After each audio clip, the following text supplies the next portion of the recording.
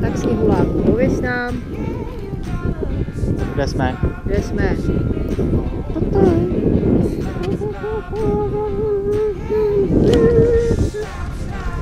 Oficiálně. Zdravíme domů. Ahoj. Ahoj. Pořídili jsme kamerku, takže možná vdechneme našim článkům trochu víc života. Možná. Uvidíme, jestli to není poslední video. A jestli ho vůbec dostříháme. Přesně. Takže jsme dneska na výletě v těchto úžasných horách.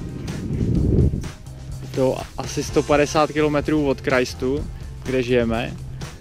A šli jsme tamhle, jak je jezero Clearwater, tak na konci, ke konci jezera pod bočím druhých kopců máme auto a šli jsme krásnou cestou až tady k jezeru, což je jezero Mystery Lake.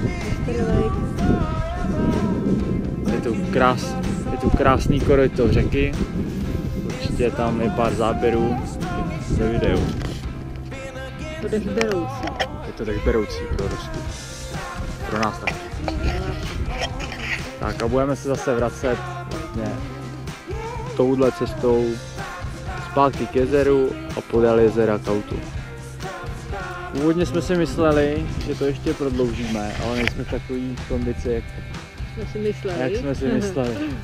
Takže budeme rádi, když budeme do tmy u auta. Ale stálo to za to. Přesně. Tak ahoj. Ahoj.